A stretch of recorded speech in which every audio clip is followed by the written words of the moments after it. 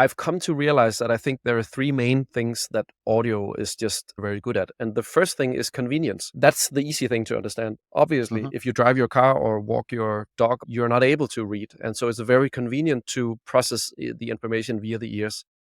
And for convenience, podcasts is great. Robot voices are great because they get the job done. But and so that is where a lot of people stop in their audio thinking, I believe. But I think there are two more interesting things. And the second thing is storytelling. So audio is just a richer medium than text. You can use stuff like sound effects or music or laughter or things to underpin the tension in the article and the storytelling, basically. We're getting to a point where robots are actually also quite good at that. So that's the second thing, storytelling. There's a lot of ways to augment the experience rather than just having someone speak. So the third thing is personality.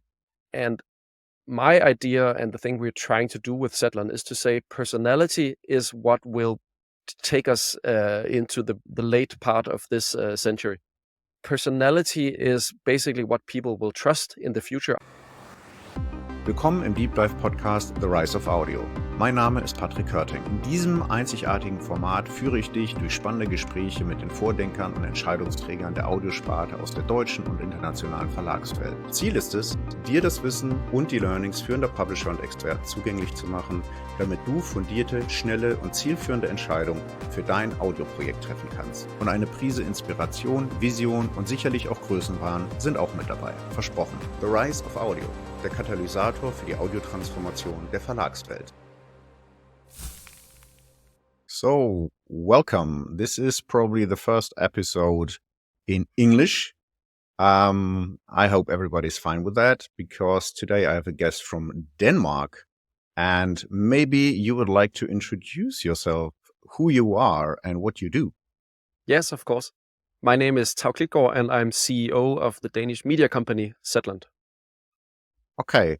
And could you describe, like, what is your position in that company and what do you do on a daily basis?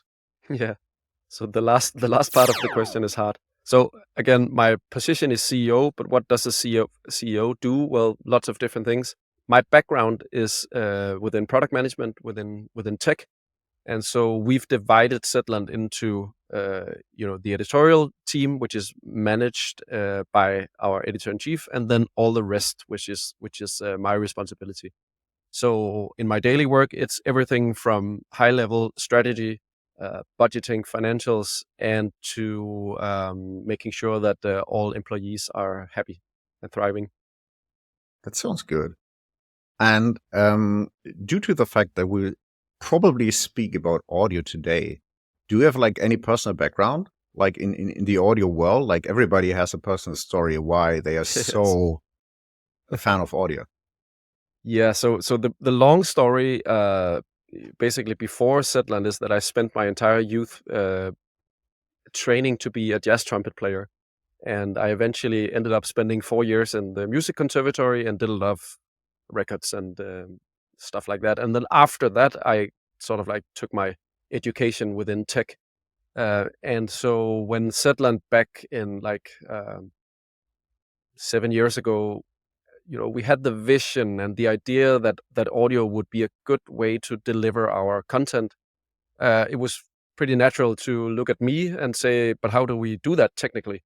And so because I've produced a number of records, I would be very familiar with the edit tools and knew that it would take an hour to set up a system that would actually work. So I've been working with audio basically since I was 5 years old. And so now I work in an audio company. That's great. Yeah, that's very funny. A lot of people I talk to have a background as a musician, hobby-wise or even professional. Yes. That's very interesting. Yeah. A lot of people think that that's a long stretch, but music is math and tech is math, and both are very creative, at least the way that I use it. That's a good analogy. Yeah, actually both is math. Yeah. And yes. I guess I read several articles about you. I guess we both talked in 2019 or 20 for the very first time. So I'm quite familiar what Zetland really is. But could you like wrap it up? What is Zetland and what is Zetland doing? Yes. So people would say that we are a newspaper, but we are digital only. And so I like to think of us as solving some user needs. And some of the user needs that we solve are some that papers used to be, or print papers used to be solving, but we also solve some other user needs. So we are a daily media outlet that focuses on long-form journalism within two areas. And the one area is telling about what actually goes on in the world. So facts about current affairs. But then the other user need or the other group of user needs has to do with inspiration, has to do with the feeling of community, the feeling of belonging, and having something that is worth more than the sum of the articles. So it's a community. It's a place. It's a service that our customers would say feels very close to their hearts. Mm-hmm. Okay. And so if you break it down into what is the actual product, most of our members, as we call them, would say, well, Zetland is an app where I will listen to news articles. Okay.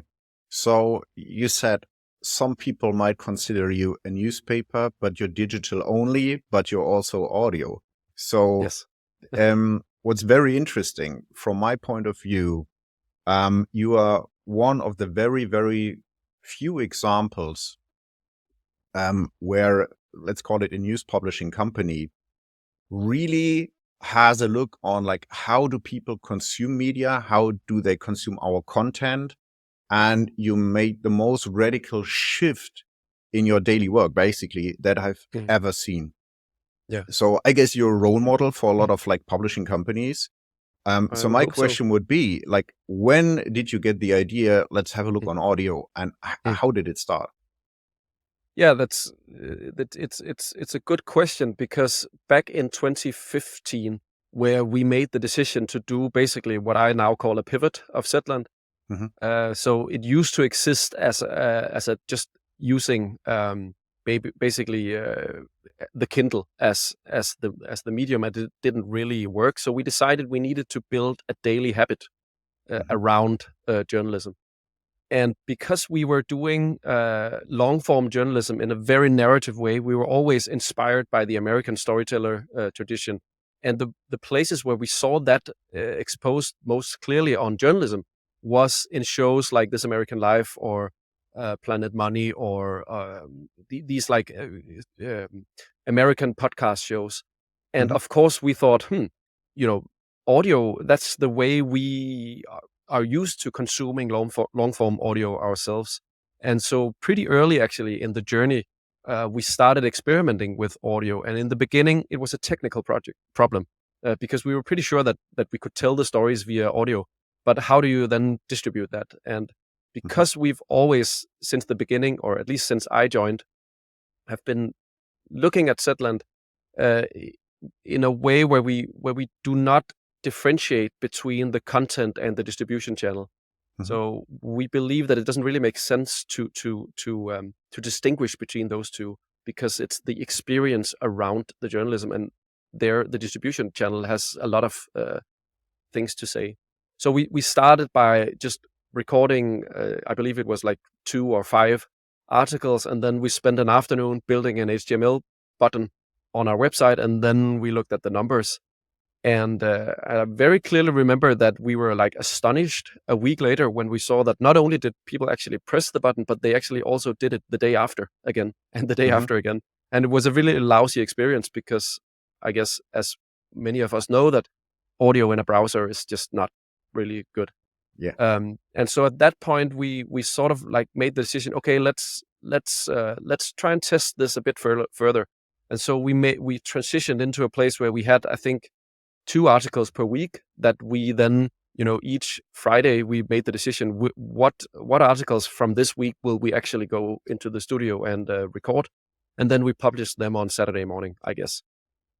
So it was still a pretty lousy experience, because a lot of the members that would listen to the articles had actually already read it because it was published on Tuesday, and then on Saturday morning they are met with an audio version. So that was pretty lousy. But then again, we looked at the numbers and were pretty, surprised that at that point, I think we got to around 8% of our consumption that was happening through audio. And bear in mind, it was a really bad experience. And so that made us make the vision, put the vision down on words that Zetland needs to be as well consumed via the ears as via the eyes. And at that point, back in the early 2017, that was a very novel thing to do, and we regarded it also as a big, risky thing, because we then ventured into, okay, we need to build native apps, we need to build this ourselves, because we scoured the market and there was nothing out there that we could use in terms of technology. So that meant that we started building our own native technology from the bottom up with our use case in mind, and we of course used some building blocks from people that had been building audiobook software and that had been building podcast software. But we also found out that this is actually not a podcast channel. It's not an audiobook channel. It's something else. And so we had to build some novel things and figure out how to do that. And so we launched the first version of our audio apps for Android and iOS back in the summer of 2017. And then within a matter of a few months, we were at a consumption of 40%. And soon after that, 50% of our content was consumed via audio. And that was, of course, a really like a aha moment. We had never dreamt of that. We had, expected perhaps up towards 20%, but never 50%. And today we are at 80%. So given, we tell our customers that it's up to them what media type they want to use. They can use text. We still publish everything we do in text, but they can also use audio. And given that choice, 80% of our members choose audio. Okay. Yeah, that's very impressive. And I guess that's the best numbers I've ever heard of any publisher. So this is why I think it's so impressive. And to give a little context, if you say you publish long-form content, could you just explain what you mean by that and maybe give like figures, like how many articles you really publish? Yeah, sure. Yeah. So we publish on ordinary weekdays. We publish most days 4 units. And so that's 1 unit in the morning, which is a short morning overview, usually around 5 to 7 minutes, just what happened while you slept. Then we publish 2 long-form feature articles, and they can be current, but they can definitely also be very not current.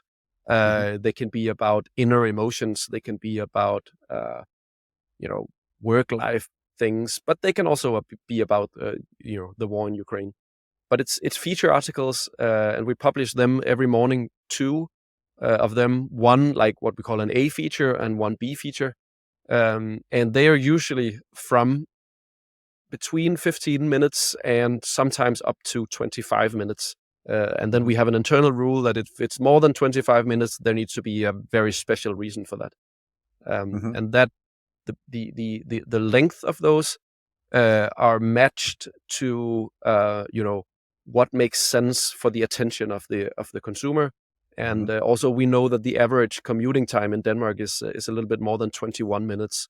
And we like to sort of like have this tension curve that will actually match the way that most people consume us. And we are nowadays very widely consumed in commuting. Yeah, that's very interesting, but we will dive deeper into that stuff later on because it's very interesting. You also talk about like building up routines. Yes. And the world, how you think like is like, I guess it's your tech background, right? Where do like really user experience? Yes. What kind of like issues do they have? How do they solve that? I really like that. And when you say, you explained a little bit about the journey when everything started. So if you would say content wise, This is where you are today, like with the number of articles, or how you call it, units, which is another expression, I guess, but it's actually meant article, but it's neutral due to the fact that it's like audio and text, basically. Yeah, and sometimes so article is also a technical term. I mean, I'm aware that a unit is also a technical term, but so an article is something that journalists know what are. But then some of our journalists will say, well, this is actually not an article. This is a whatever, a debate thing or something. So and yeah, some of them are audio first, most of them are text first. So I've now started to just call them units. Some people in here also call them broadcasts or programs. Yeah. And in the way how these units are broadcasted, or however you want to say it, please correct me if I got it wrong, but you have different styles of actually telling the stories. From what I could see is like you have like the journalist reading the content. That's one version, the plainest version, I guess. But then you also experiment with like audio sounds and are these like the predominant forms how you like get the content out? Yes. I mean, again, as I said before, given that 80% of our paying customers, they prefer audio. Obviously, we are now an audio company. So everything we do is audio first, but that's not to say that producing from audio and into text is always the right solution. Oftentimes, we find that actually starting with text, basically writing a manuscript, and then going into the studio and record that manuscript. We will never say you go into the studio and read it, but you go into the studio and tell it. And there is a difference because we put a lot of effort into actually making people sound like real people and not like robots. And that's pretty hard actually to do because it has to be a performance. And sometimes it's Thursday evening and it's 9 p.m. and you're tired and you want to go home to your kids, but now you need to go in front of the microphone and perform the article. But you're right. We are still moving more and more actually towards like trying to figure out all the possibilities that lies within audio. So there's still a big chunk of our daily work that is basically a manuscript and somebody telling from the manuscript. But we're moving more and more into also basically leveraging all the things that audio can do, which has to do with using other things than the voice to convey the story, but also has to do with conveying personality of the one that tells your story. Because, we are in the trust building business, and, the more AI will get, the more used we'll get to listening to robots. Our bet is that the more high quality personal experience, the more that will be valued, because we are going to see less and less of those things. So the media that are actually good at that, at conveying personality, telling stories in a very human and personal way, they will they will have a very good product, I think. Okay.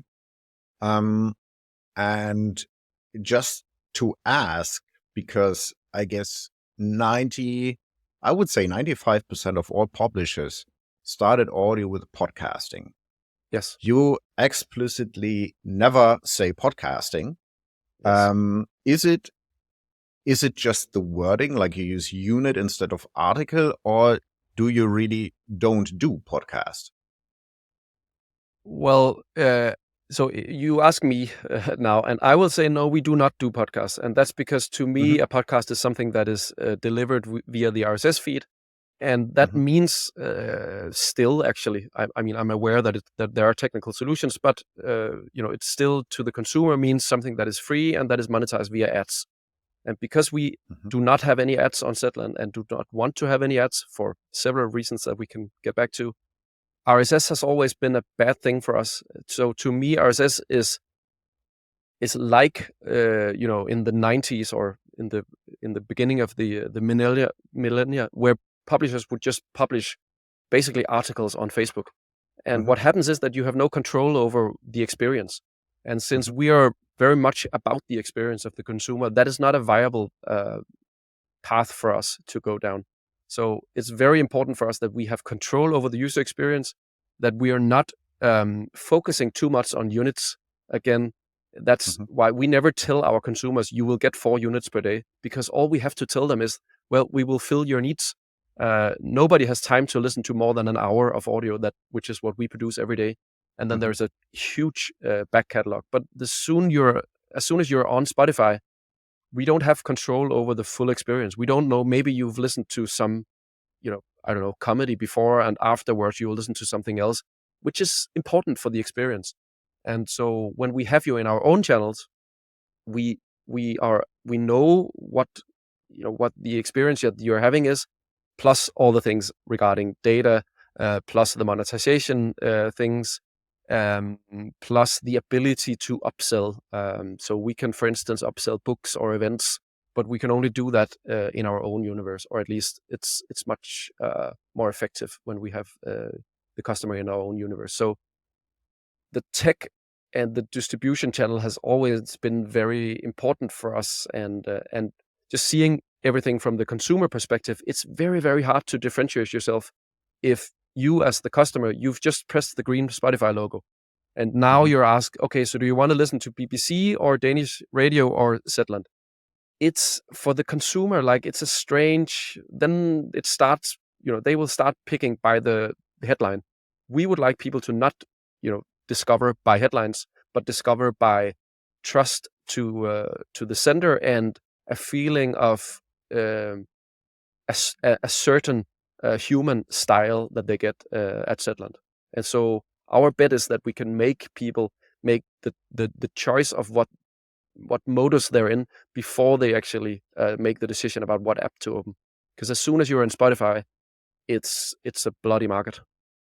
Yeah, it definitely is. And so you define a podcast basically like from a technological perspective, I might say. Yes. Yeah. It's not that much about like how a story is told. Like, No. I guess I haven't seen any like really precise definition of what a podcast is, because there actually is so much on the market that is so different.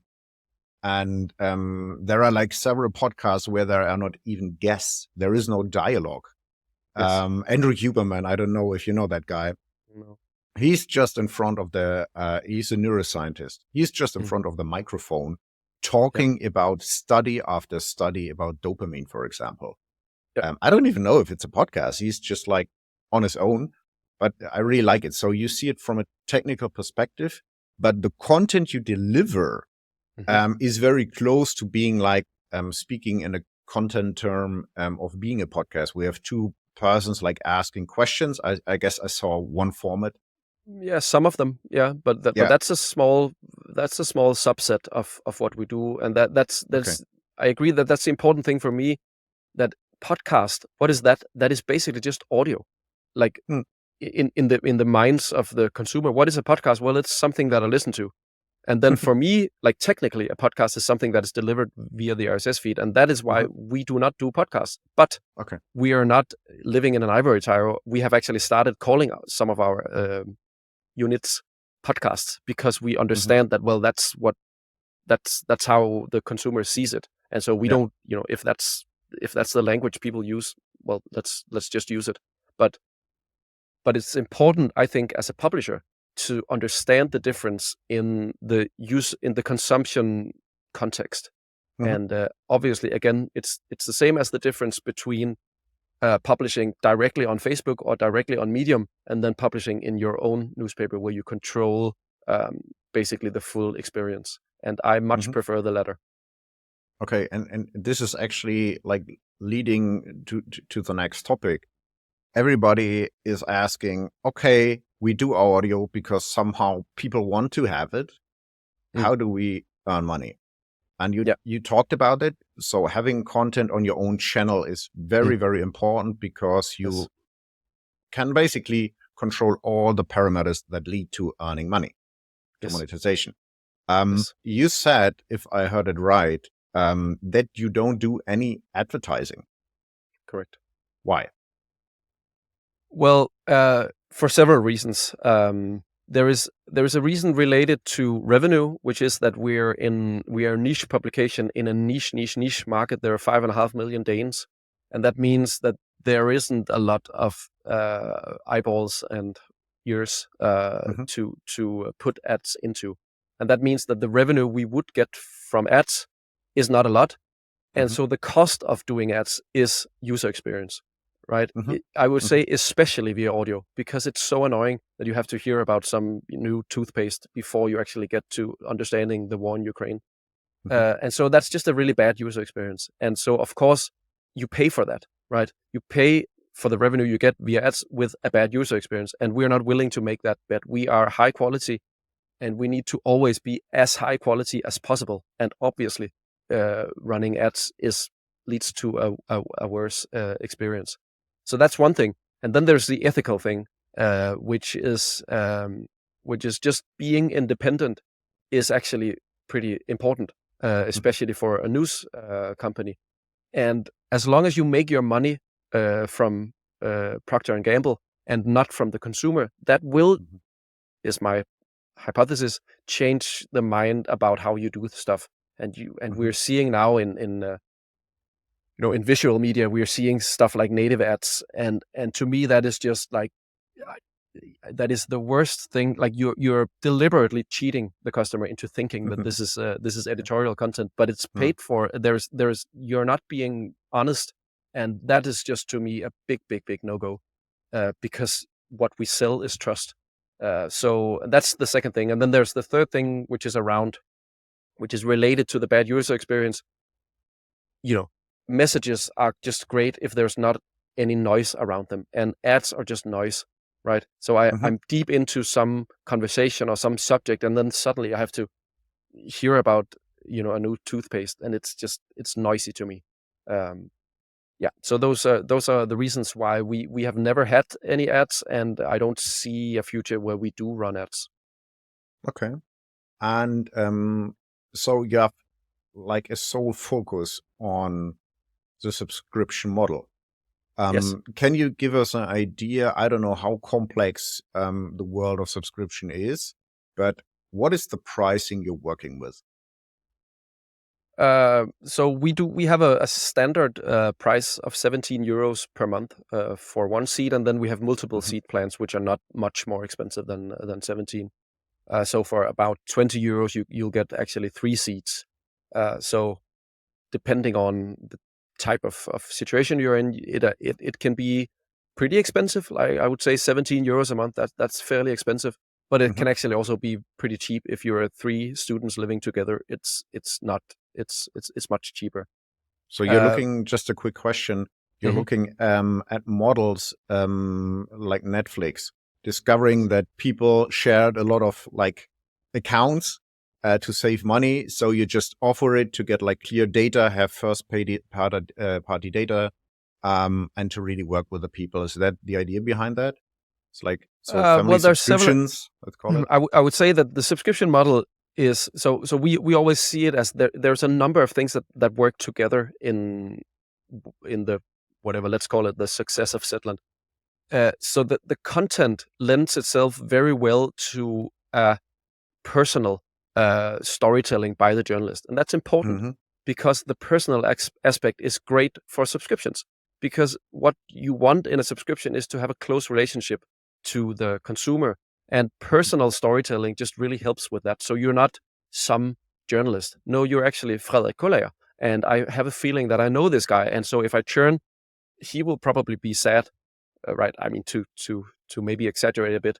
And then the marketing also ties into that, and that's why we also do not do like standard old school outdoor campaign marketing, because it feels like a big glossy company with a glossy facade.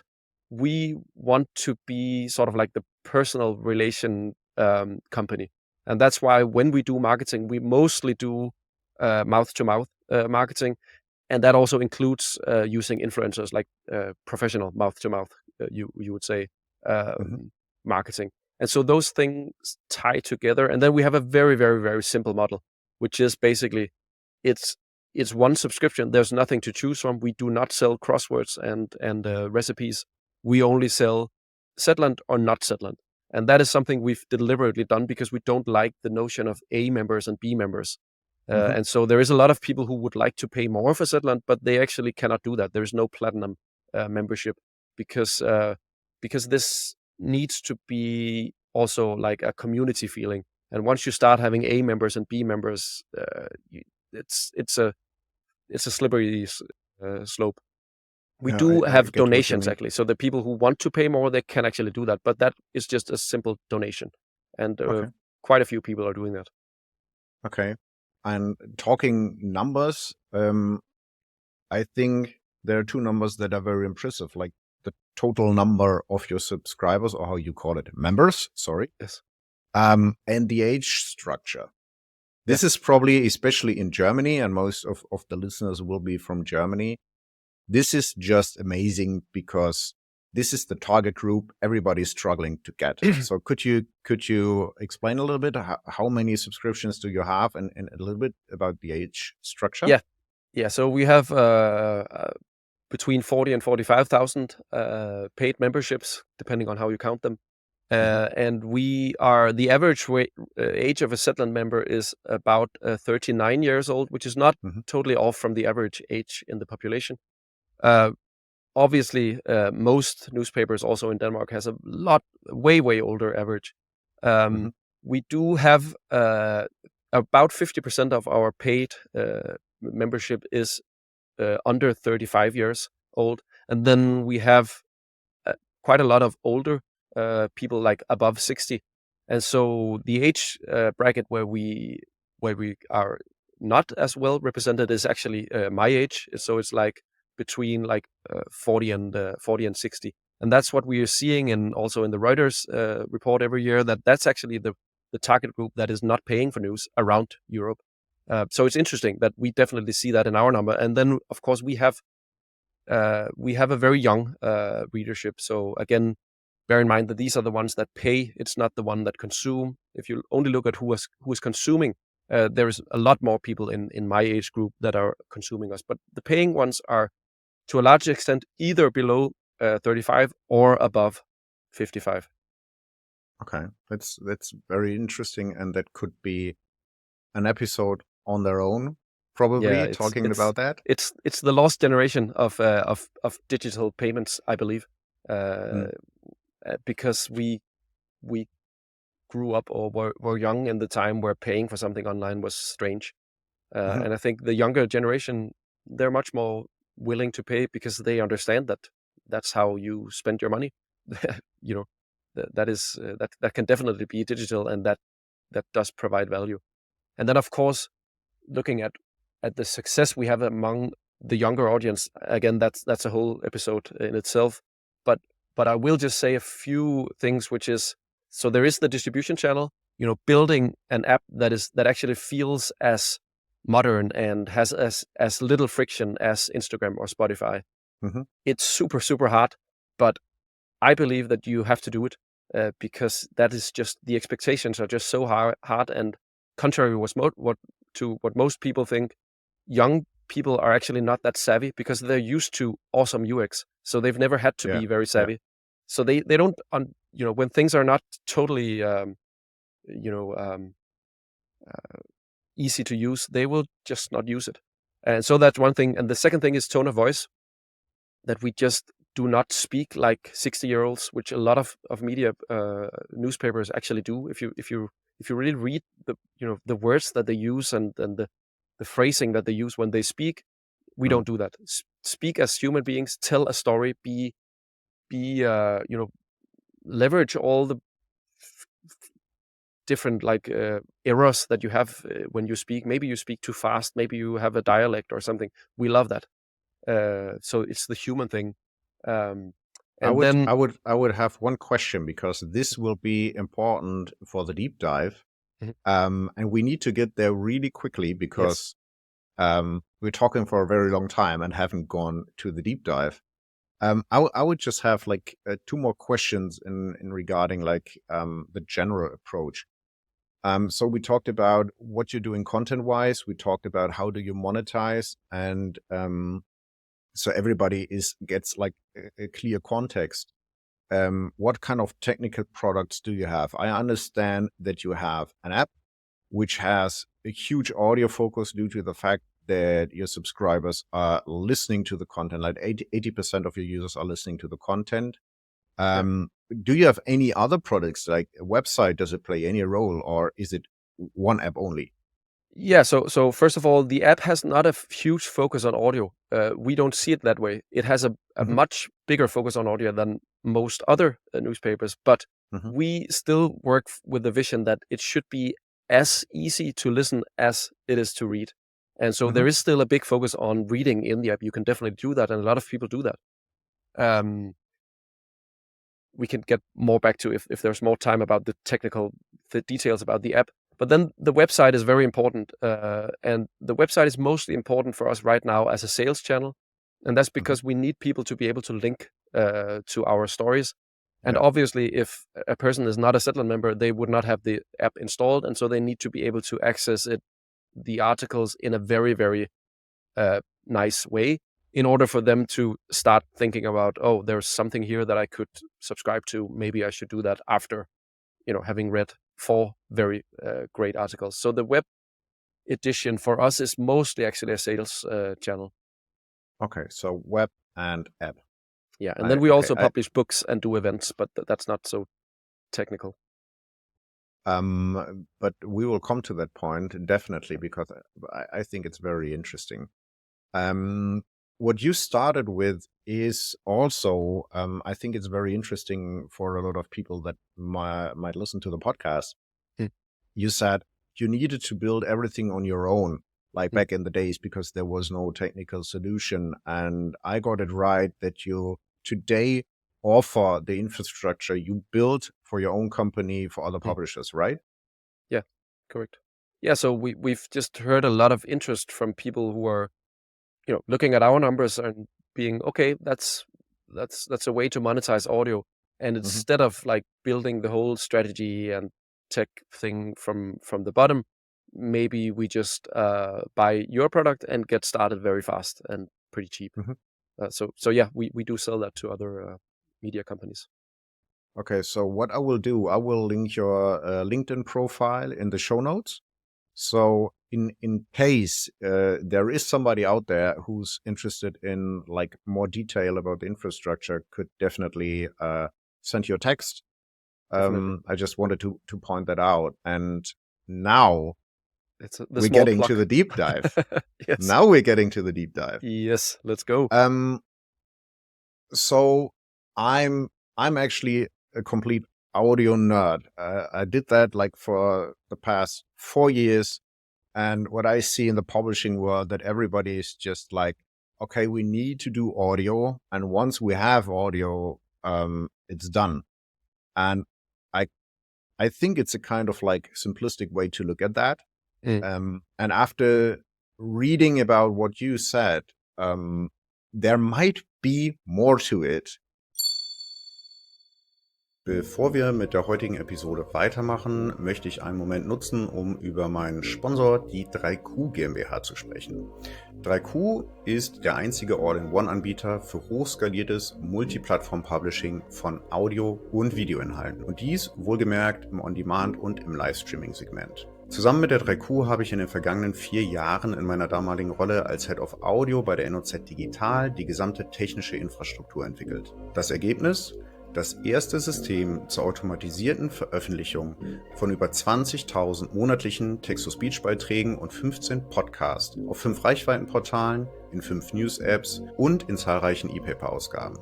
Verschiedene Plattformen wie Spotify und Apple sind selbstverständlich ebenfalls angeschlossen.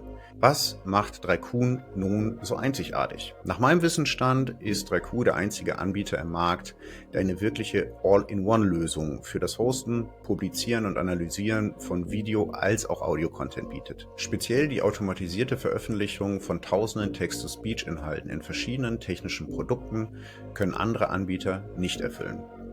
Eine Partnerschaft mit Bottalk für die Vertonung in der Kombination mit einer ausgereiften Schnittstelle und dem SDK von 3Q ermöglichen hier eine nahtlose Integration von Inhalten in native Apps für Android- und Apple-Smartphones. Das bedeutet, dass Medienhäuser dazu in der Lage sind, ihre eigenen Plattformen zu bauen und dort zu monetarisieren, statt auf Erlöse über Plattformen wie Apple und Spotify zu warten. Unabhängigkeit ist hier das Stichwort.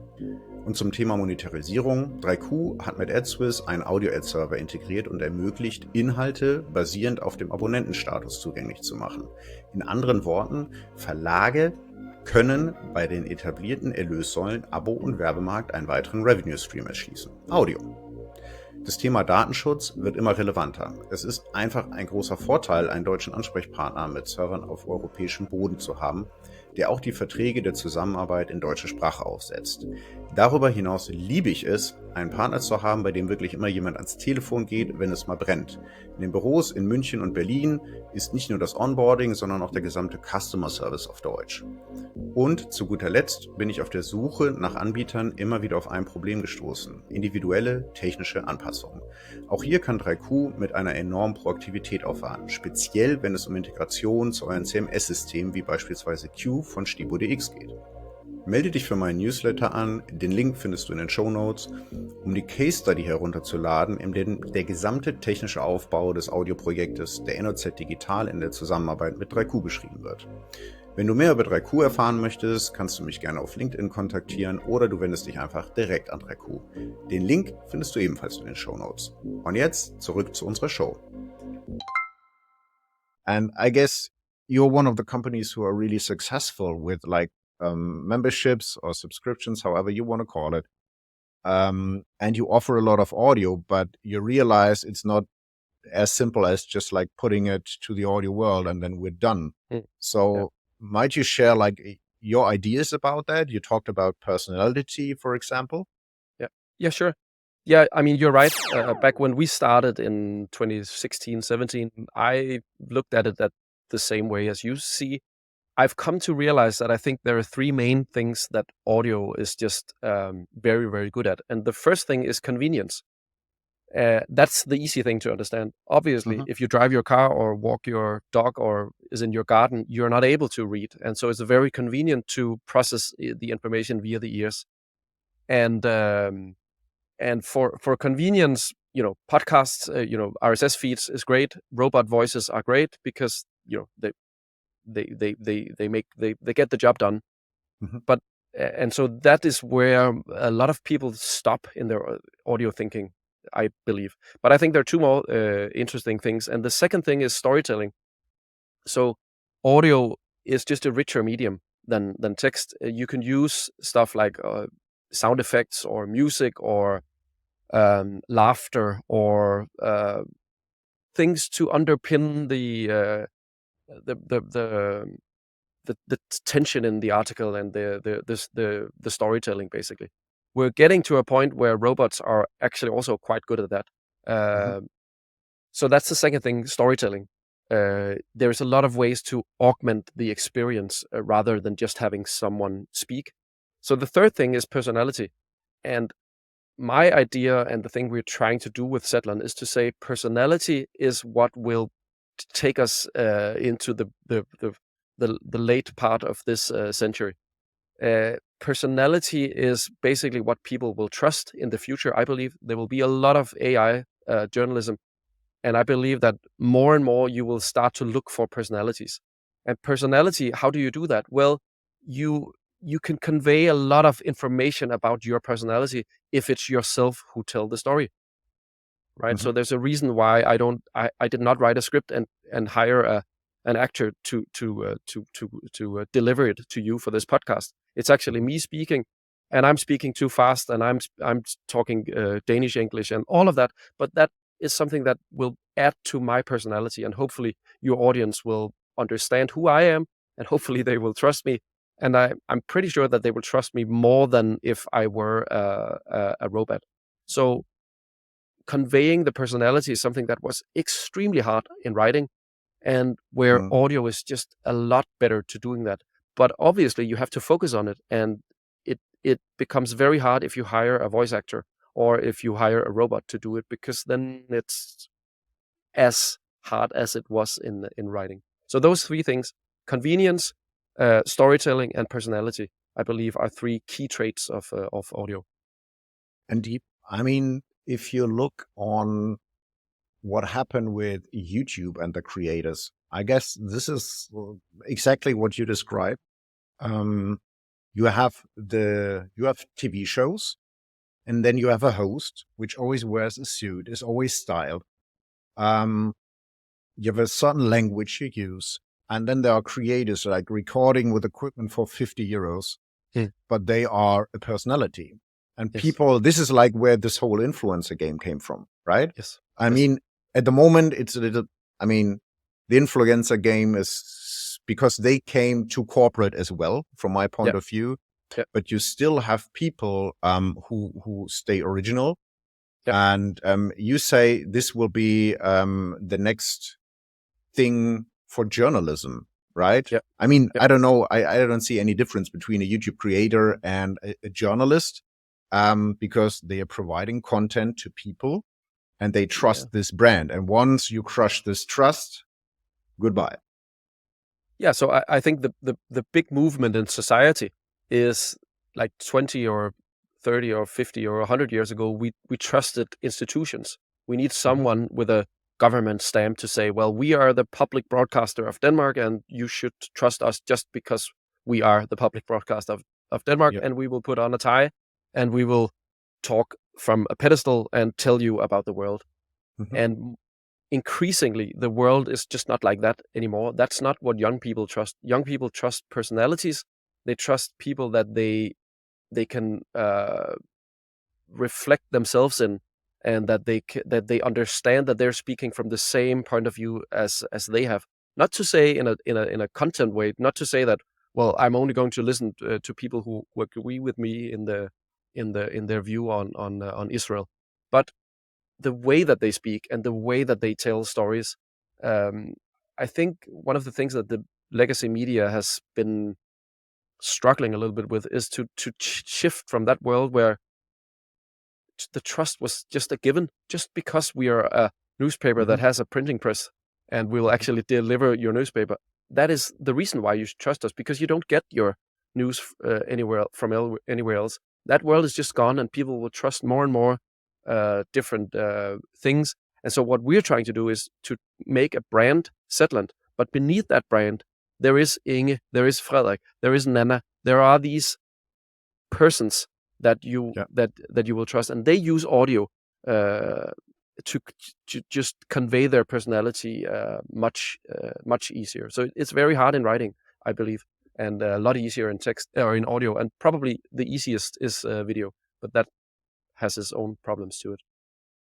Yeah, definitely. And like technically, what I realize, a lot of people, I did several video projects, and as soon as there's a camera, people behave really strange.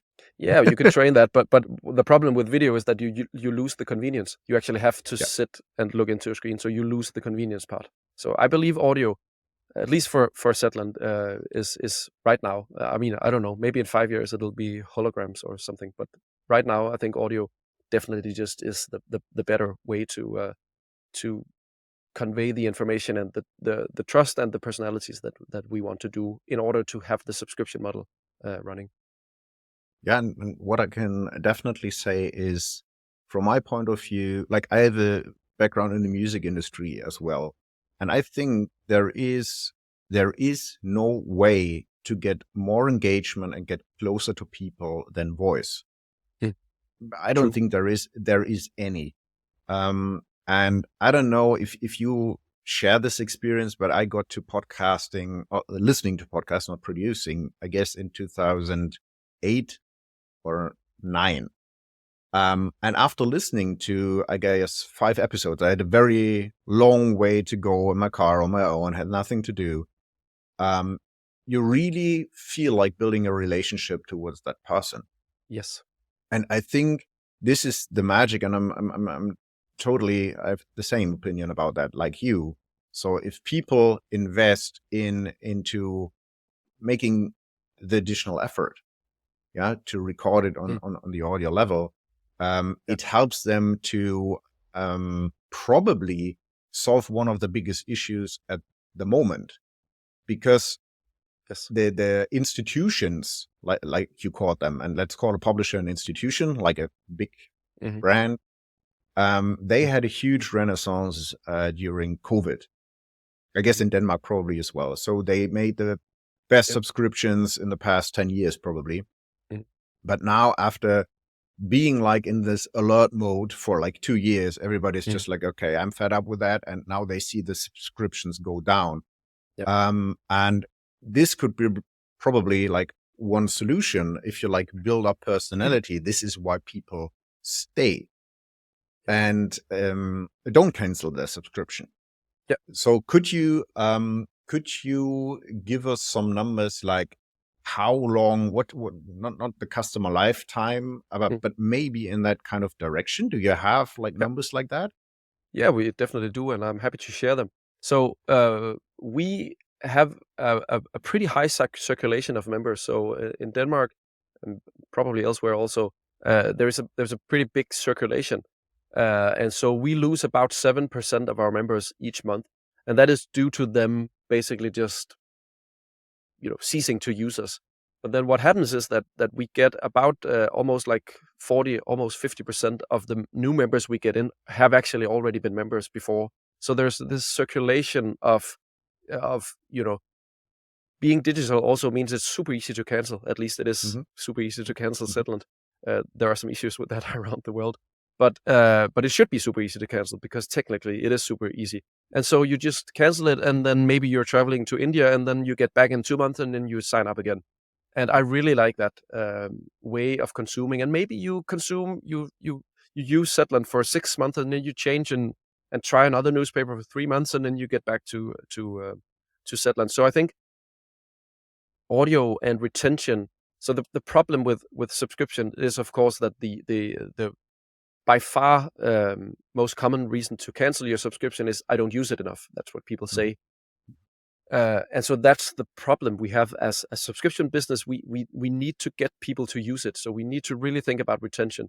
And what happens when you start to build this personal relation and this habit of actually consuming every day, or at least once or twice a week?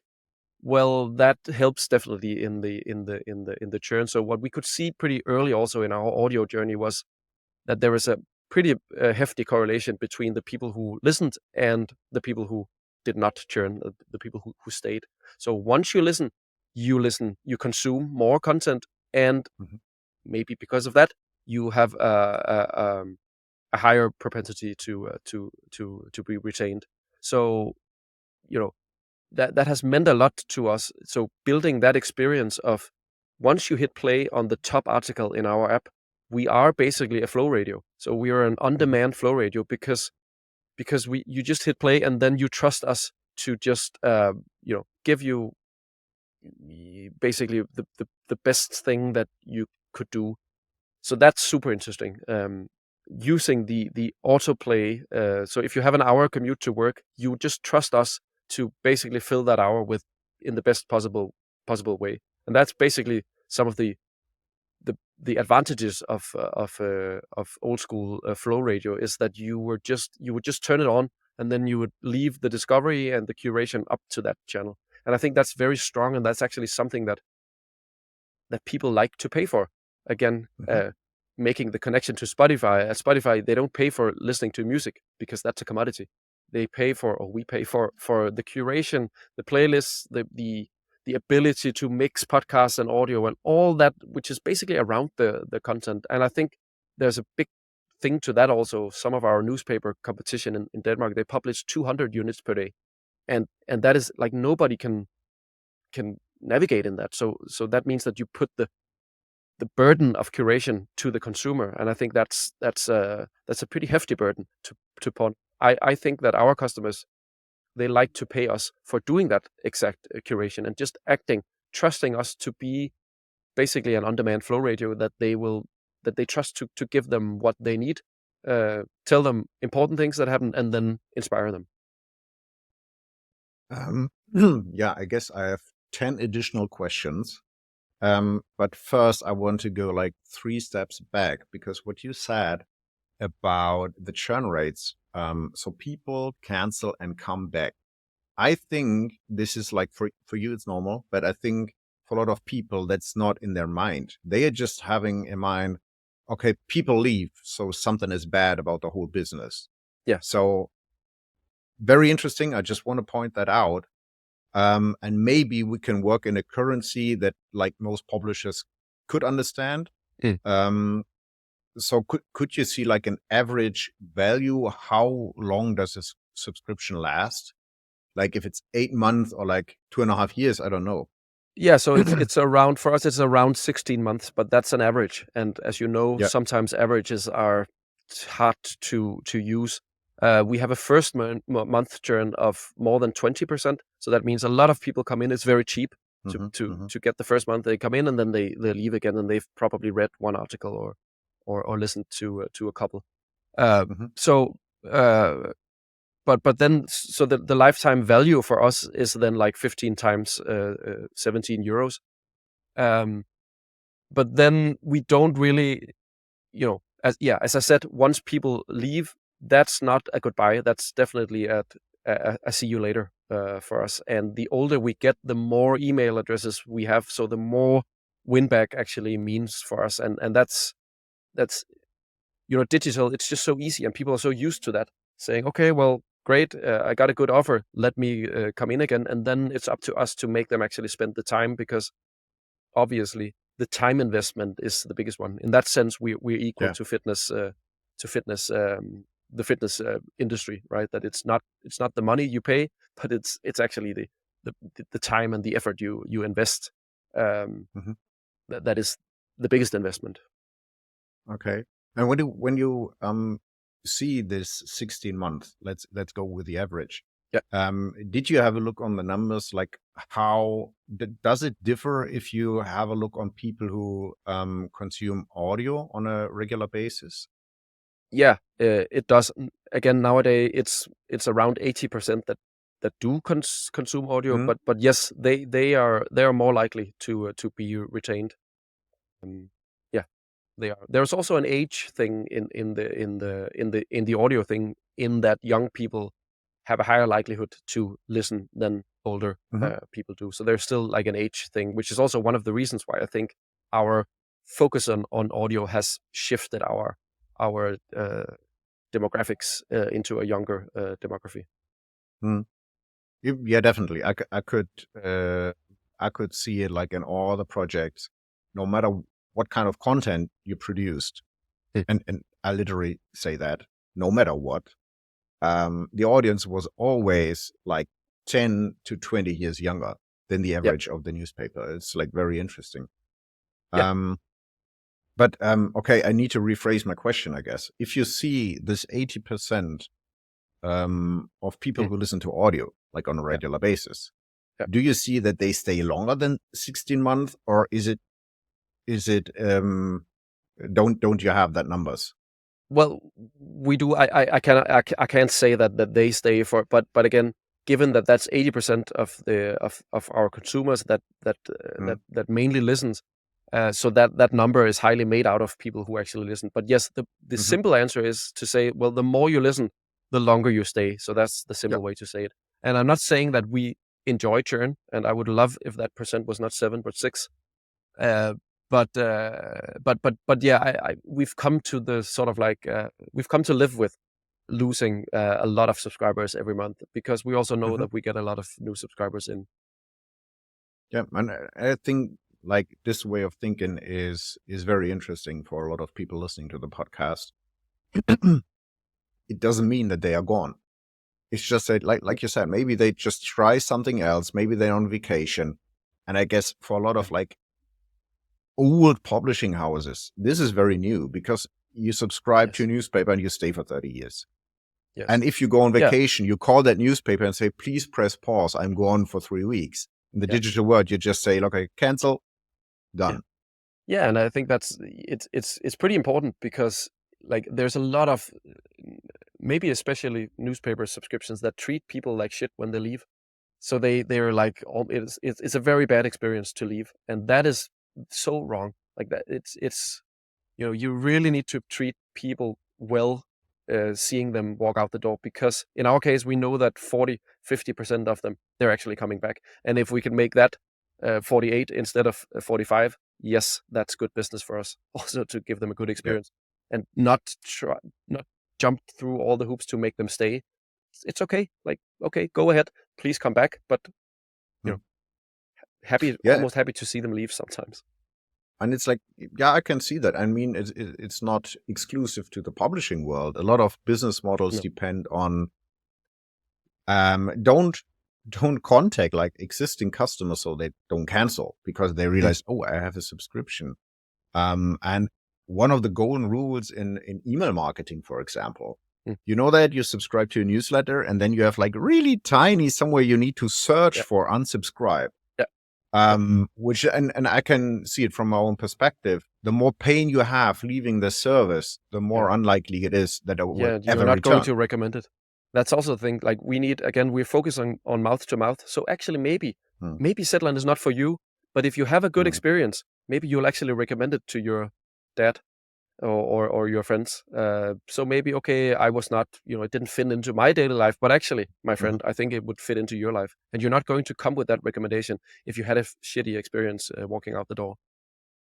Yeah. And what you just say is like, I guess this is one of the most interesting parts we will talk about today.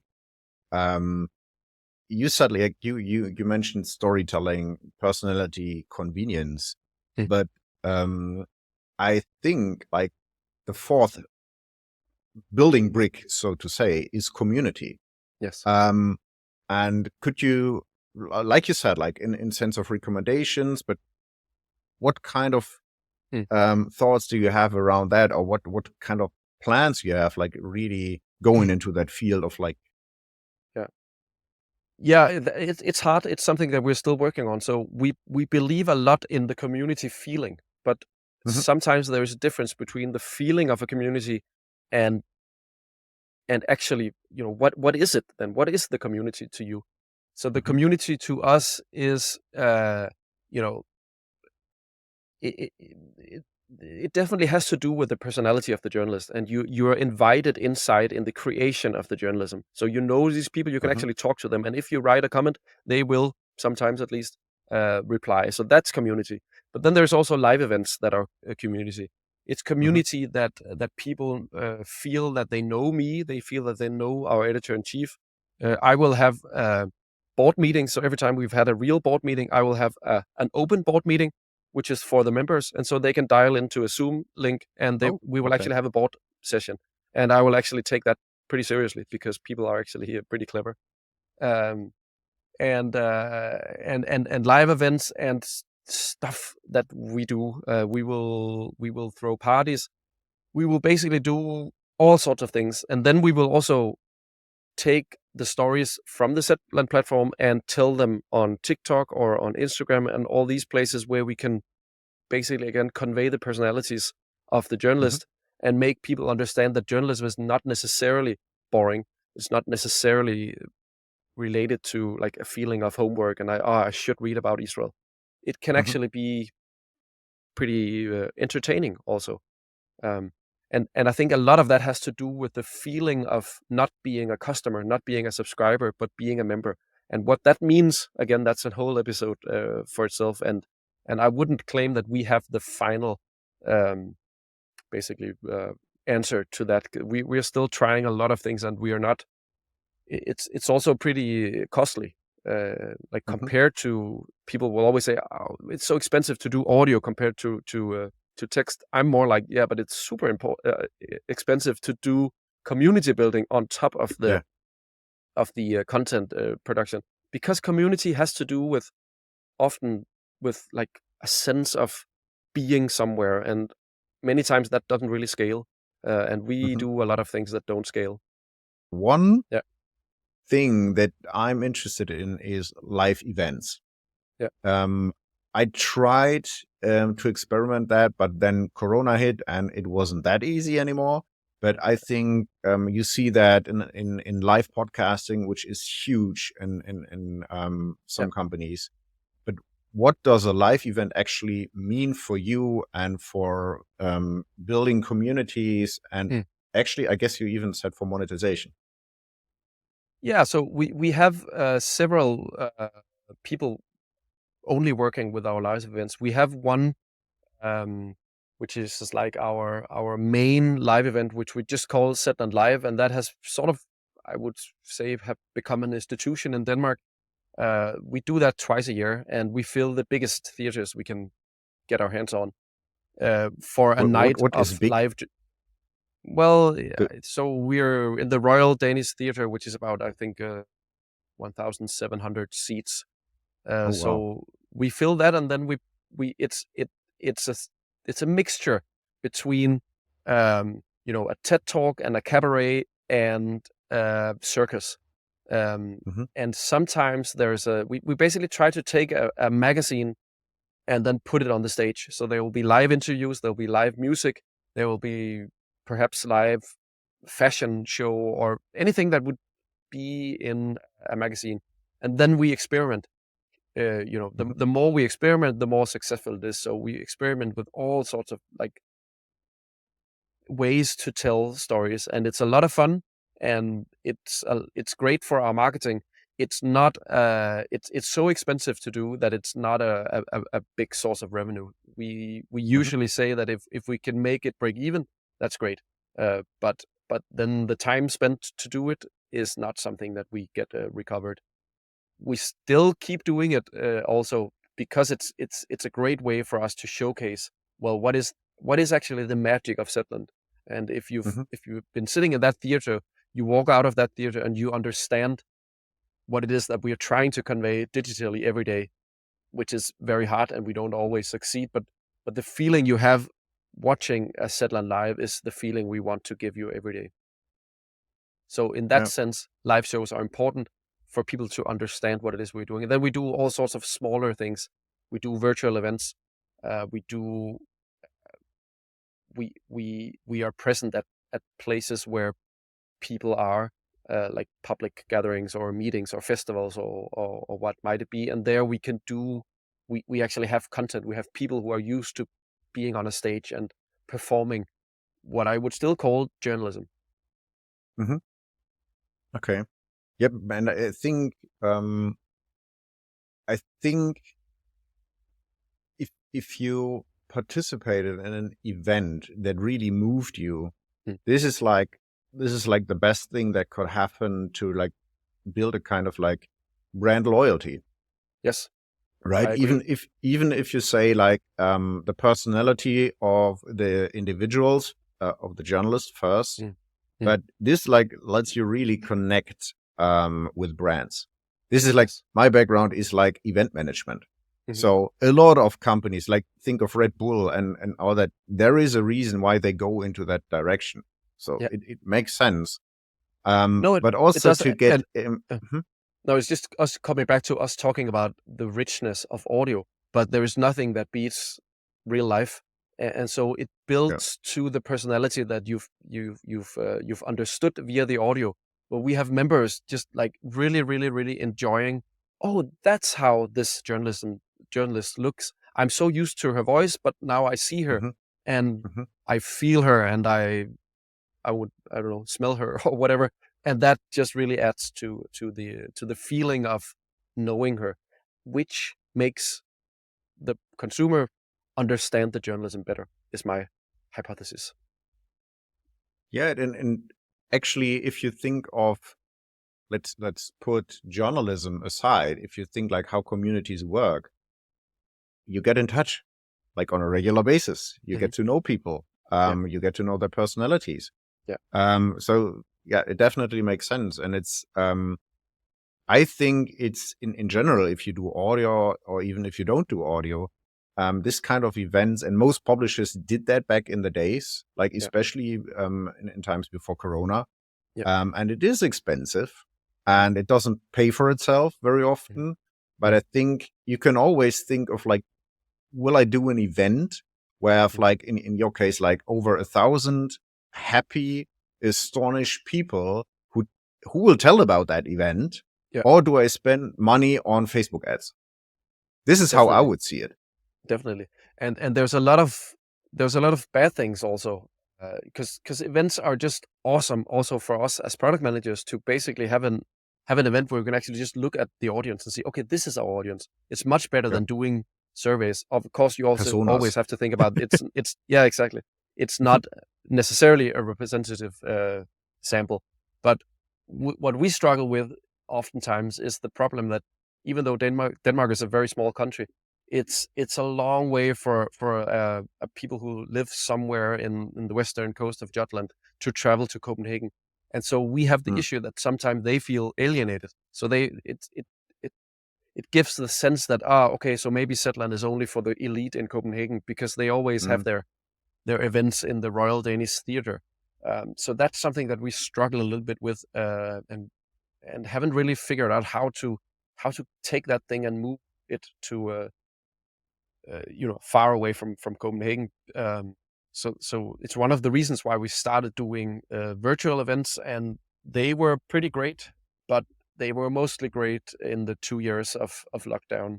And Mm. nowadays, people understand that it's just superior to be to be in real life. Yeah, but maybe again, it's like live events should be seen as an own product. Like, and you need to put that much effort into it, like UX wise, like you would with Mhm. an application. And what I would think is like, if I have a family, I really want to like see what Zetland is doing, but then you need like maybe like plan a vacation around that, right? So if you Yes. need 3 hours of traveling, I don't know. Yeah. I mean, you make great events, I bet, Yeah. but is it worth it to sit like in a train for like 6 hours? Yeah. So maybe it's more like it needed to be embedded in like a vast program. I don't know, but I think probably that's the next step, like to see it as an own product, right? Yeah, I kind of agree with you, and I would say that we are already seeing it as an own product. In the beginning, when we did it, we thought we could convert a lot of people on the evening, because again, that feeling when you walked out of that Mm, theater room is like, wow, I really love Zetland. But yeah. we've come to see that that's just not really how it works. Hmm. There's too far away from having that feeling to subscribing to a digital product. So we are also more and more seeing it as its own standalone product. The thing is, we just put it on the marketing budget because it is pretty expensive, and we need to figure out how to get that to travel. Also, because it's also no secret that a lot of our journalists, they really love it. They get energized from that. They're standing on the biggest scenes in Denmark and doing Mm. journalism, which they had never thought at journalism school. So there's also, but should they do the same show like seven nights in a row, they would they wouldn't be as happy. So that again is one of the reasons. I'm pretty sure we could tour with the set on live, but we don't.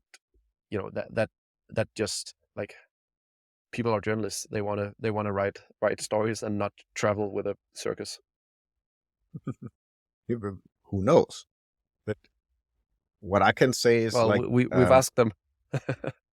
okay. Yeah, this is UX. Okay. Yes. Um, and if you said like you see the events more of like maybe building loyalty with existing customers, not in a sense of like, okay, please sign here and now you're a member of Zetland. Hmm. Um, do you actually use these events or the online events to really get into like surveys? So what kind of what kind of interaction do you have with the users to like build better products, better Mm. content? Is Yeah. it like at events as well? To be honest, at events, not that much. Um, Hmm. we have been doing that, but we find it actually very, very hard to use those events. Like, except from what I mentioned before, like it's for me as a product manager by training, just going there and looking at people, that tells me something. But Hmm. we are not converting, and we're also not doing surveys. We're also not even picking up email addresses from the people there because it doesn't really matter. uh, compared to the feeling that they get. So sometimes we will, put up a small shop there and sell them some books or some merchandise. Um, but we don't really do a lot of surveys there. Also because online surveys just work much better. Yeah. And but you do online service? Is it just like invitation via email or one-on-one sessions? How do you work with We that? do both. So we do, of course, a lot of like quantitative surveys where we basically just look at what people do, and then we do what I would say qualitative surveys, but we do them also on a regular basis. Basically, we do the onboarding surveys, asking people, why did you just sign up? And then we do the Mhm. exit survey, why did you just cancel? And then once a year, we do sort of a more in-depth, also demographic survey, which is actually why we know the age of our consumers. Um, Mhm. then we do, like I still do, and I've been doing that ever since my title was, well, it was never product manager, but back when I was a product manager at Zetland, I do these like every Tuesday. I speak to a customer, and so Mhm. I have this set up for myself where I just have a phone number that I can call every Tuesday, and Oh, wow.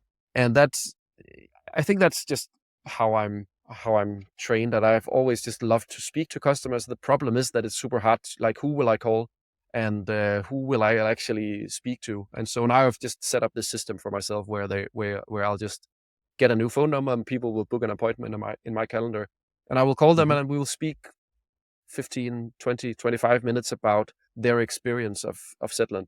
And I always learn something new, or they Mhm. always use different words, or they tell me about how the product fit into their daily life, and not so much about the journalism itself, because again, I'm not a journalist, and that's the premise of the call, that I'm talking about the experience of the journalism. And people really Mhm. like that. They love to speak to me, and oftentimes they're like, "Wow, is that really the CEO that is calling me?" But but I think it's a very valuable use of my time that I actually speak to yeah, quote unquote real customers at least once a week. Hopefully I do it more often, but at least once a week I know I will speak to a real customer. Mhm. And if you, I mean, you have a very, let's call it unique position. You went into the direction of like slow journalism. It's like Hmm. actually the first time I ever read that expression was an Hmm. article. I don't know what it was, but what it was about Zetland. Hmm. And you publish like a very, it's not high quantities of units or Hmm. articles you put out. Um, but most of the listeners will come like from this business where you have a lot of output per day. Um, Hmm. like let's call it regular journalism. Yeah.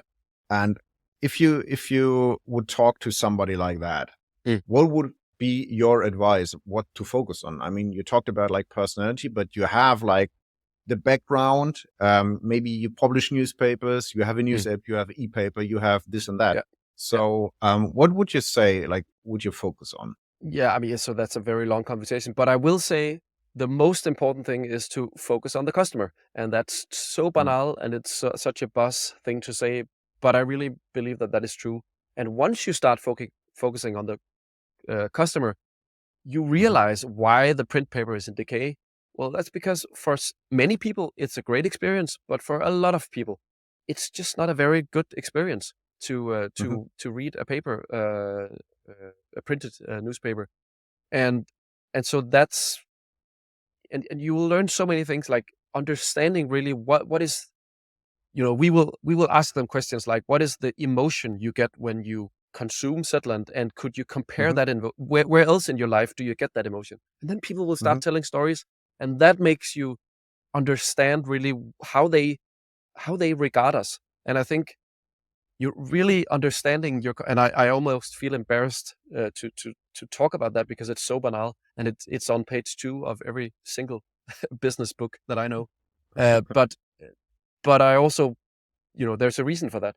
And with all due respect, I think some publishers have been a little bit, have rested a little bit on the laurels, on the way, the technical way that newspaper were distributed for a long time, and that gave them the ad business and all that. But really, it's not, the product is just not good enough. In Denmark, there's a lot of publishers who are almost like mad at Google for stealing their ad money, And to me, that's just strange. It shows that you're not really understanding why your customers were using why people would place ads in your products back in the days, because obviously Facebook is better for the local bakery. Like you cannot compete with that.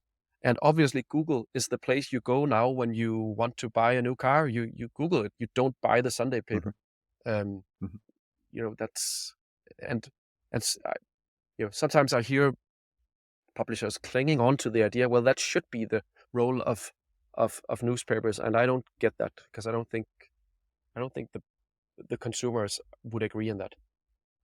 It's just the other way around. I mean, somebody who sells a product and says it should be my job, didn't do the most important job, like listen to the customer. Yes. In the first place, right? Yes. So, okay. I agree.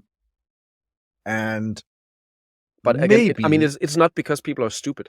I understand that is super, super hard, and I understand that Zetland is privileged because we don't have a print business. So it's not. It really is, with all due respect, but I think that is what I would do as the first thing. Really start thinking about the customer experience, and then of course I would go with audio. I would go with quality audio. I would go with trying to monetize that audio. You have to monetize that audio. I would do it differently than with ads. To me, it feels like, I agree that our numbers are you should pay attention to the numbers that we publish, because we were probably some of the first ones to do that. And I think our numbers are so clear in the message that they send that a lot of people should pay attention to it. Yeah, definitely. And it's, I would have another conversation, maybe in another episode, about personalization.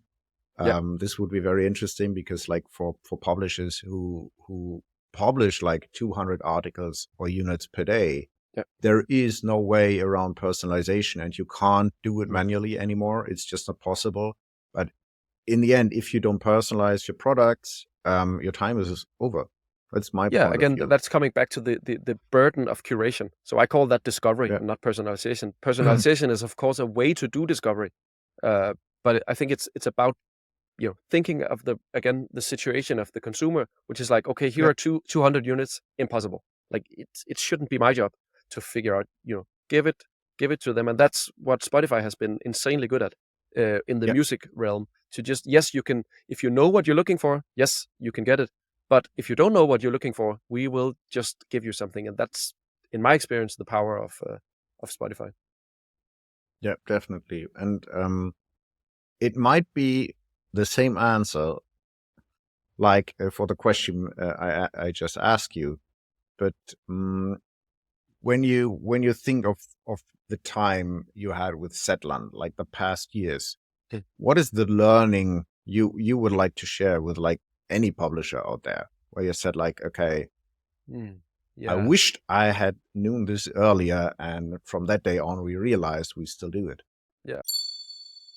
Ohne Unterstützer kommt natürlich auch dieser Podcast nicht aus. Daher möchte ich dir an dieser Stelle die Hamburger Text-to-Speech-Firma Bottalk vorstellen. Vorab ein kurzer Hinweis: Du magst feststellen, dass sich meine Stimme etwas verändert hat. Dies liegt daran, dass ich diesen Spot mit einer künstlichen Stimme erstellt habe, um dir zu veranschaulichen, wie spannend die Qualität dieser Technologie mittlerweile ist. Bottalk ist ein Hub für Text-to-Speech-Technologie mit Spezialisierung auf Verlage. Bottalk stellt dir alle im Markt verfügbaren Stimmen bereit, garantiert die beste Aussprachequalität, senkt deine Vertonungskosten und ermöglicht zugleich eine Monetarisierung der Audiobeiträge. Die technische Integration auf eurem Webportal ist binnen 2 Stunden durch ein von Bottalk geführtes Onboarding möglich. Aktuell betreut Bottalk unter anderem die Funke Mediengruppe, die NOZ oder die VRM. Warum genau ist Bottalk nun ein so spannender Partner für Verlage? Gute künstliche Stimmen zu erzeugen, ist mittlerweile nicht mehr sehr herausfordernd. Doch Verlagshäuser haben Eigenheiten, die von klassischen Anbietern selten abgedeckt werden. Nach meiner persönlichen Erfahrung wird fast jeder Artikel, der über ein CMS publiziert wird, mindestens einmal geupdatet. Manchmal wird nur ein Komma korrigiert, aber oft werden auch sensible inhaltliche Themen angepasst. Für TTS-Stimmen bedeutet dies, dass die doppelten Vertonungskosten anfallen, denn natürlich muss jedes Mal eine aktualisierte Audioversion des Artikels vorhanden sein. BotTalk hat dieses Problem der Mehrfachvertonung behoben. Bis zu 60% der direkten Text-to-Speech-Kosten können so eingespart werden. Eine weitere Besonderheit liegt bei Verlagen in der Wichtigkeit richtig ausgesprochener Städte, Gemeinden und Firmen sowie den dazugehörigen Amtsinhabern. BotTalk löst dies durch sogenannte Dictionaries. Falsche Aussprachen können so auf einer einfach zu bedienenden Benutzeroberfläche binnen weniger Sekunden berichtigt werden. In Sachen Time to Market ist BotTalk unschlagbar. Es wird keine Anbindung ans CMS benötigt, sondern lediglich eine One-Line-Code-Integration im Frontend der Website. Jeder Artikel wird dann automatisch mit einem hochperformanten, anpassbaren Audio-Webplayer ausgestattet. So ist ein Launch auf eurer Website innerhalb von 2 Stunden möglich. Du hast zusätzlich die Möglichkeit zu entscheiden, nicht zahlenden Usern, beispielsweise ausschließlich Teaser, der Beiträge auszuspielen. So kannst du potenziellen Kunden das neue Audioangebot zeigen und gleichzeitig die Wahrscheinlichkeit eines Aboabschlusses erhöhen. BotTalk hat einen angeschlossenen Audio-Ad-Server vom Marktführer AdsWiz. Somit kann ab Tag 1 der Integration Werbung vor und nach den TTS-Beiträgen laufen. Werbetreibende bringt BotTalk auch gleich mit. Somit ermöglicht sich beispielsweise der Schritt, alle Audioinhalte vor die Paywall zu stellen, um User an dieses Feature zu gewöhnen und zeitgleich Geld zu verdienen.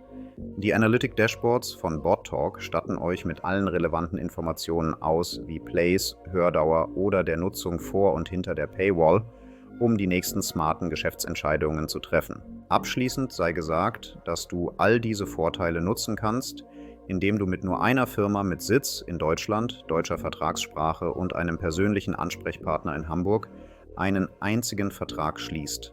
Einfacher geht es kaum. Und nun weiter mit der Episode.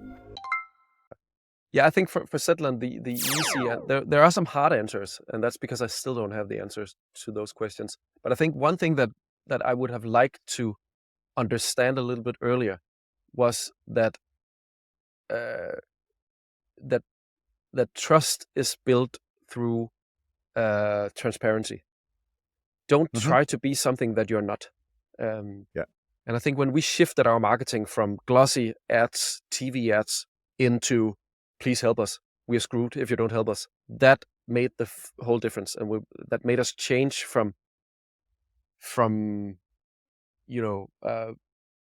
an image of a little bit old school, like we were the new kids on the block, but it was still a little bit old school way of telling about ourselves, into something that people really resonated, and people loved the product. And because we asked them to, they actually started recommending it. But people will not do that unless you kick them in the butt. So you have to really tell them that you need their help, and don't be shy about that. And it's super hard to do. And it really still is very hard to just be humble and transparent and admit your mistakes. But it is really what builds trust. There's nothing as trustworthy as someone who is in doubt, or that will tell about difficult decisions or something like that. I think that's the main thing that I would wish that we had done previously. And then another easy answer: just double down on your solutions. We doubled down on audio. That was great, but there are probably several other things that we could have doubled down on, which would have helped us. I also think we started with too few people on staff. That's like a whole part to the entrepreneur thing. Just the difference between raising 3 million euros and 4 million euros is not really very big, but there's a big difference in how good a product you can build out of with those resources. So that's always my advice to media entrepreneurs: don't start 2 people in the basement. At least not if you want to build a habit around your journalism. Start bigger.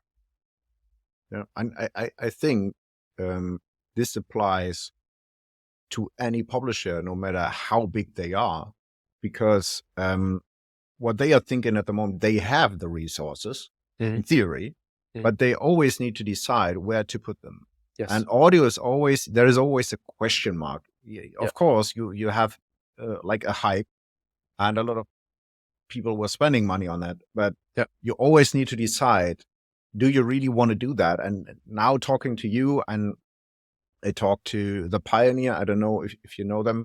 And it's very interesting to see like how much resources they really focus the product, like same way you did. You focus that all resources on that, and do a good job at this thing, or just leave it alone.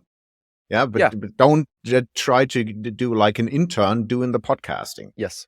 I agree. And this message is like really, really clear. And it's like, this is how I would translate like what you just said to the big publishing companies. It's like, Definitely. if you want to do it, go all in. Yeah, I agree. And I think the audio articles around Europe probably is a good example of that many publishers have thought, well, okay, actually it's not that expensive because Amazon has an API, so we can just upload a text and then we get an audio file back and then we can put that out in our channels. The thing is just that it's not very good, and the consumer will understand that pretty fast. So my suggestion, if I were publishing 100 units per day, I would say, okay, I'll do 95 of them either without audio or clearly mark that it's bad audio, and then I'll do 5 of them where I would double down and make it good and have the journalist read it, him or herself, or whatever, how good it might be. Because again, coming back to the 3 traits of audio, that if you only take advantage of the convenience, well, that is just a half-baked cake. Yeah, it definitely is. And what I thought, what's really interesting, like talking about resources, if you have a journalist like reading out the article, we tried that at NOZ, for example. Yeah. And we had the same struggles you were talking about. Like, you publish the article because nobody waits for audio if there's no audio first approach, right? So the article is out. Then we try the journalist to read it or to perform it, whatever. And then we had freelancers like reading the articles. Yeah. And so we had a delay of like maybe 2 hours, 1 to 2 hours. But that was enough that most of the traffic was on the article. People left and never saw that article. So you really need to shift your workflows. Yes. And again, talking about resources, if you really want to do it, like make audio a prioritization. Yes. Wait maybe an hour, then publish it, and then you have the audio article, right? Definitely. Or have different channels. Like, so the way that we publish is we do it in the same app, and you can read and listen. But you could also imagine that you have your text app, and then it's a different part of the app where you will just have the audio articles. But it's also because I think the future of journalism is also more and more going to be within slow journalism, because fast journalism is going to be impossible because that will be taken over by machines. So this idea about being first with every little shift in the war in Ukraine or in whatever bombing there is in Gaza or whatever it is, I think that's going to go away. I think we're going to look back at the current time and say that was stupid. Why were we in such a hurry? Rather do it well, because the machines are going to do it very, very fast. So you'll know a split second after, which is already how it is because Twitter knows it. So you can't compete with that. So the only thing you can compete with is, okay, but we are slow but quality, because the machines will be fast and bad quality. We're slow and high quality. And I think some years to come, still machines will be quote unquote bad quality. Of course, they're not bad in reporting results of a football game. That's pretty high quality because that's what matters there. But in terms of storytelling and personality, they will be lagging behind. And for personality, they will, that's the last barrier for humans. That is humanity, like humanity, or like the human element itself, and almost by definition, that will never be taken over by machines. Again, I don't want to say never, but let's see. We just need to wait probably 5 years, and we'll know. Yeah, but there's research now going on in like the evaluation of effort will become more and more important. That is actually so. Yeah. Imagine reading the same article, but in one of the articles, you know that a machine wrote it within a second, and the other one, you know that a person spent 2 days on that. You will actually value the article that a human being did higher. And of course, I'm not saying that that's a very good. Like, obviously, you should let a machine write it if it can be as good as a human being. But then you get down to the audio. Then you get down to the very human things that our intelligence actually is necessary to do. And as we all know, there is some time until artificial intelligence is actually intelligent. Yeah, we need to jump back to that topic. Yes. One takeaway I think is very helpful for people listening is the tool set people work with. Yeah. So like the daily, not talking that much about like project management, but more like connected to the audio production, audio organization. Yeah. What are like the most important tools you would never like to miss again? Yeah, so I mean, for audio production, I think it's very, very, very, very simple to get started. In the beginning, we just had an Adobe Audition thing, and we almost didn't have a studio. We just had some, we need some sound insulation, a microphone, and then you're good to go. Now, for most of our articles, the setup is a little bigger. Some journalists will use Hindenburg instead of Audition. Some will actually use Pro Tools. So it depends on how savvy they are and what they want to do. And then we use we have our own music producers, but we also use a lot of just music from around, and we've gotten the necessary or bought the necessary permissions to actually just use whatever music we want. So that's also audio or tooling related to audio. And to ask you like more specific, is that a service? Yeah, you're using like Artlist or something, or what kind of service do you use? So, because like everybody's struggling with that. Yeah, like so producing podcasts or whatever. In Denmark, that's pretty centralized. So we have an organization called Coda. I forgot what the German, but that's the Composers Union. And then we have an organization called GEMA, exactly. And then we have an organization called MPO, which are the central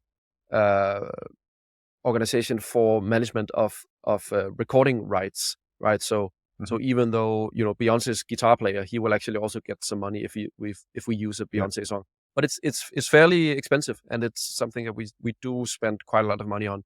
And obviously, AI is also doing something when it comes to music production, and we are, I think 2 years from now we will probably use a lot less licensed music and a lot more AI generated music, because oftentimes you actually don't need the artist, him or herself, but you just need the functionality of the music.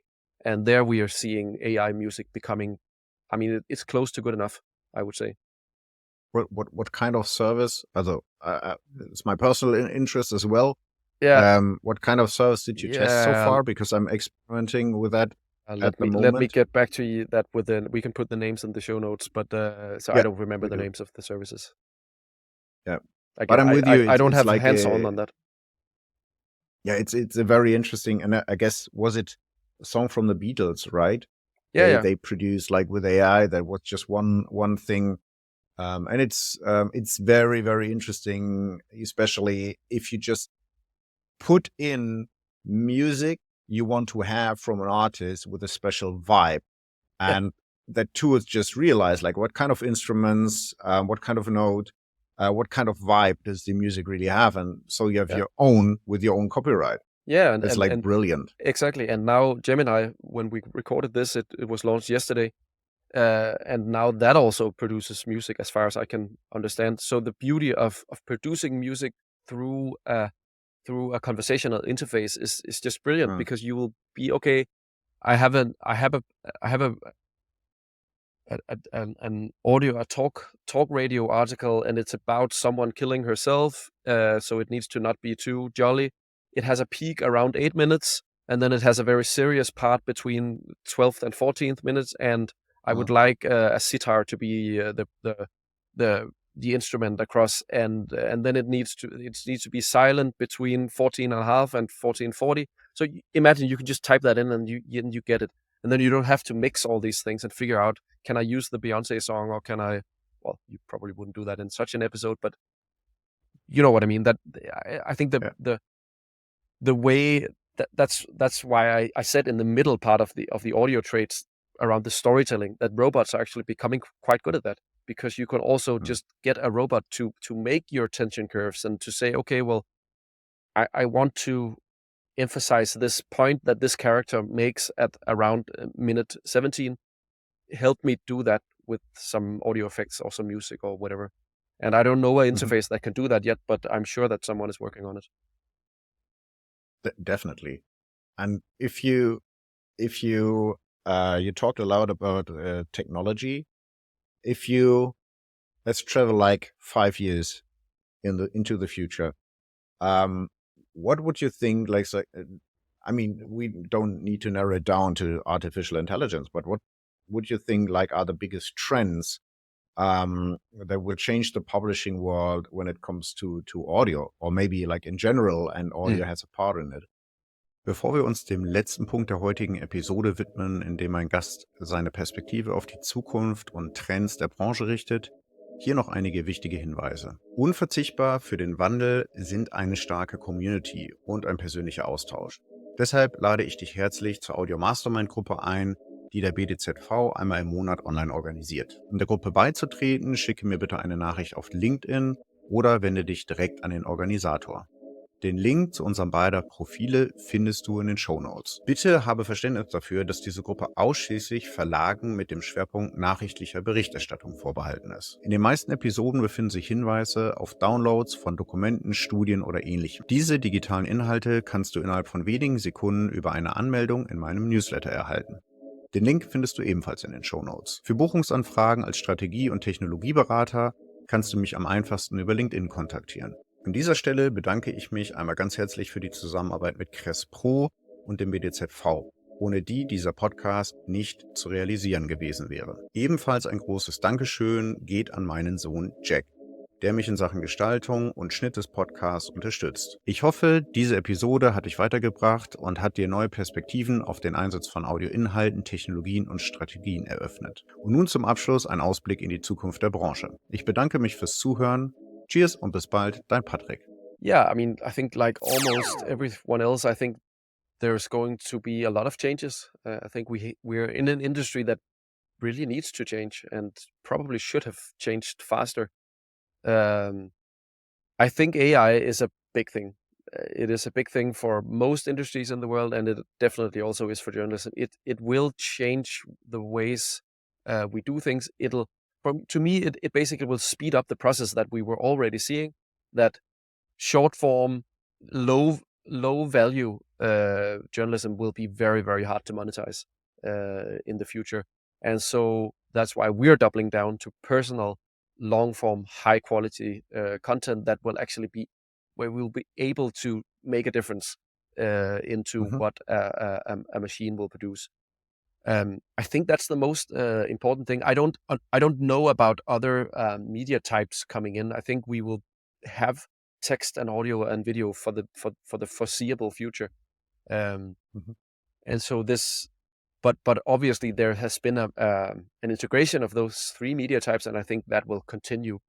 Again, the consumer doesn't really care. That the consumer thinks about the situation he or she is in, and then the content, after that. So you just need to fit to enough of the day of a consumer and fill as many user needs as you can and want to.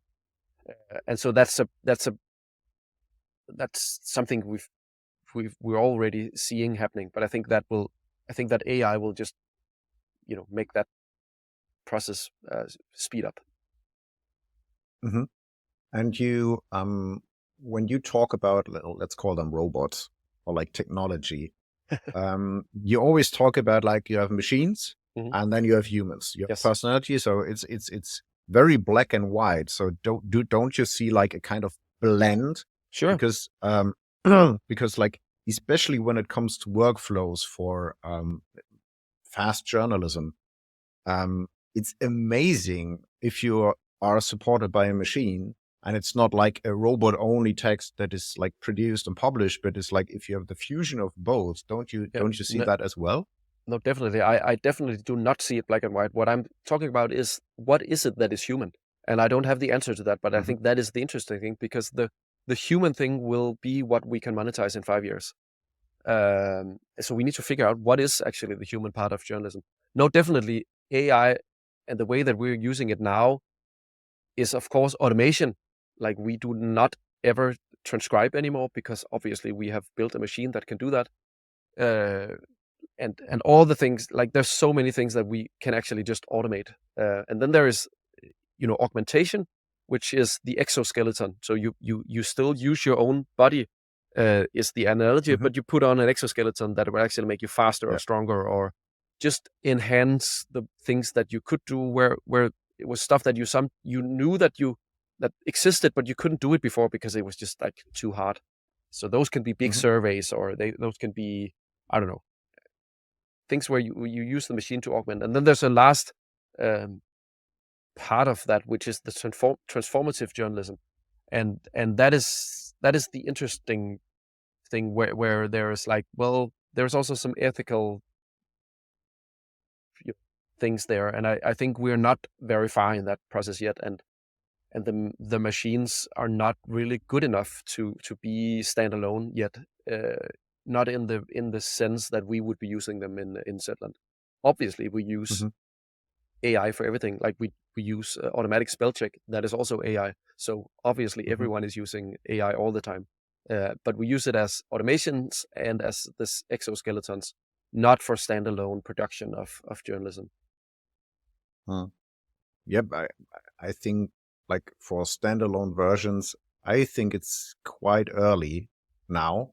Yes. And there are too many mistakes. Like all the experiments I did with like ChatGPT, for example, there are way too many mistakes the machine makes that you could like work on a daily basis as a journalist with that. But that will change. Yes. But what I take with me is the question: what's the human part in that?